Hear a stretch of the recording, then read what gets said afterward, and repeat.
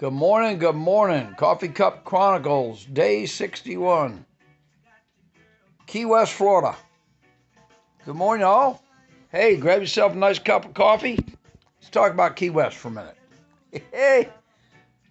So it was July. I drove down to watch the shuttle launch. Drove over to Clearwater and stayed at the condo. The next morning, we drove over to Cape Kennedy, Cape Canaveral for us old farts, and got a nice place about 5 miles straight across from it. We sat there for 3-4 hours waiting for the launch time to come up. You had to go early. And of course, wouldn't you know it, shuttle didn't go up. So, okay, we drove back over to Clearwater. We went to the beach and I did some fishing. And next day, got up, supposed to launch again, drove back over. Yep, same thing. Got a great spot. You can see it sitting on the launch pad. Weather wasn't great or there was some glitch. Didn't go up. Canceled. Everybody, all these cars just dispersed. And I'm going like, oh, geez, not again. And then this movie, for some reason, the movie Key Largo came to mind. And I looked at my wife and I said, you ever been to Key Largo? No. I said, let's drive down to Key Largo. So we drove down through Miami. We ended up stopping and getting Cuban sandwiches in Homestead, Florida, some little diner on the road. And then we went to Key Largo, Highway 1. Well, there's not a whole lot in Key Largo. You ever been to Key West? No. Well, let's drive down to Key West. It's 90 miles, an hour and a half. Yeah, it's a 2-lane highway across, 13, 14 different bridges. What a marvel engineering of that is. But anyway, so we got to Key West and had our dog Sadie with us. And we stopped in this place called Sloppy Joe's. And, of course, we had to keep the dog outside. There's the side of the restaurant, there's big garage doors, and they pull them up when they're open. So lady said, oh, no, you can bring the dog in. In fact, the dog can sit at the table. I'll bring him a bowl of water. It was Ernest Hemingway's favorite spot to go. And he always brought his dog. So they just kept on with the tradition. So here it is, July 3rd. We're sitting in Key West. Hey, if you're in Key West, you got to go to a place called Mel Fisher's. It's like a small Fort Knox. Really, it's a museum. Look the guy up. There's a whole story on him alone. So anyway, we left. We couldn't spend the night. No hotel reservations, and you got to make those weeks, months prior to it. Of course, it wasn't real, 4th of July weekend.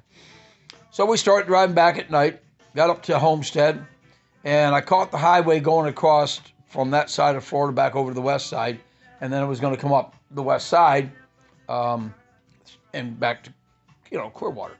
Except she's sleeping. It's 11 o'clock at night, and I hear the space shuttle is going to take off. Clear weather, they've taken care of the problem, whatever it was. And I went, oh no, I've got to, this is July 4th morning. It's July 3rd night, July 4th morning, shuttle's going to take off. I'm getting excited. I'm getting excited telling the story. So anyway, I hook a ride on this highway. I go back over, hit I-95, come up I-95. And we're about 15, 18 miles outside the Cape Canaveral, Cape Kennedy, and woke up and, oh, what are we stopping for? I said, well, I'm too tired to keep driving. Well, she didn't question it. Now it's like 12:30, 1 o'clock at night. Stayed in a hotel. We got up the next morning, and I said, come on. I said, we got to go down. We got to go get a spot for the shuttle launch. Oh, I don't want to drive back over. I said, well, we don't have to. Because while you were sleeping last night, I was driving. We're about 18 miles from shuttle launch. Yeah, sneaky Pete. So anyway, we drove over and got breakfast, drove up, sat down there. Perfect spot for the launch, straight across. Folks, I don't know if you can get a better 4th of July celebration than watching the shuttle go up. Let me explain. When the shuttle goes up and you're 5 miles across, so you see it, and all of a sudden, that's the ground, and then all of a sudden you're here. It so much force, it shook the ground. We're 5 miles across the bay.